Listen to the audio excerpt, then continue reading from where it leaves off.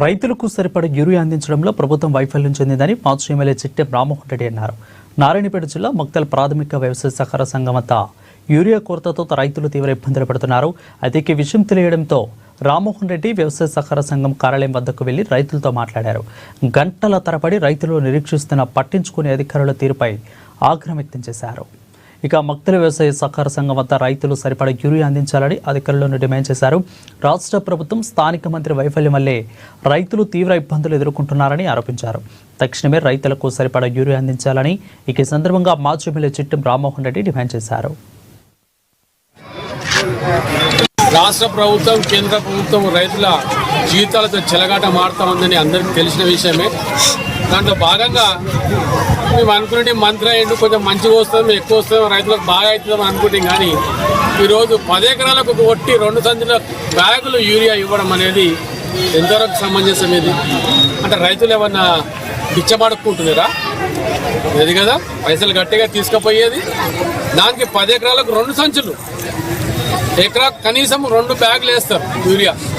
అలాంటి 10 ఎకరాలకు 2 సంచుల యూరియా అనేది సరిపోతుందా? దాదాపు 3 రోజులు తిరిగితే గీది ఇచ్చిరు 2 సంచులు ఇవ్వాల్సి. దీని అర్థం ఏంది అంటే రైతులు బతకొద్దు. నేను గత 2 రోజులకి ఇక్కడ లైన్లో యూరియా కోసం నిలవడం జరిగింది.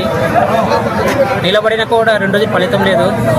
అయితే ఈరోజు ఉదయం 4:30 గంటలకు వచ్చి లైన్లో నిలబడి పెట్టి ఇప్పుడు ఆ యూరియా వస్తే ఎకరానికి 2 సంచులు అని చెప్పి ఎకరాకి 2 సంచులు ఇవ్వకుండా 1 సంచి అని చెప్పిండ్రు. ఉదయం 1 సంచి ఇస్తా చెప్పి ఇప్పుడు లాస్ట్కి వస్తే నాకు 7.5 ఎకరాల భూమి ఉంటే 4 సంచులు యూరియా ఇవ్వడం జరిగింది. ఇలా ఇస్తే మేము రైతులం ఇలా దానికి వేసి దిగుబడి ఎట్లా వస్తుంది, ఏమన్నా పంట వేయాలనుకుంటే దానికి అని మా యొక్క ఉద్దేశంతో చెప్తున్నాము. అయితే ఇలా చేస్తే రైతులు నష్టపోతారని మా యొక్క అభిప్రాయం.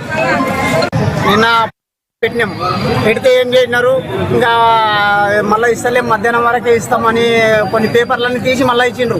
ఆడే పెట్టుకోమంటే పెట్టుకోలేదు. ఆడే నిన్న ఇచ్చిన పేపర్లు పెట్టుకొని మళ్ళీ ఇచ్చింటే అయిపోతుండే.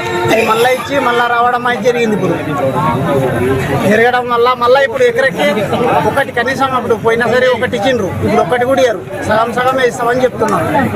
ఎకరకు సగం మరి ఎట్లా చేయాలి మేము? ఇప్పుడు చేను అది వేసి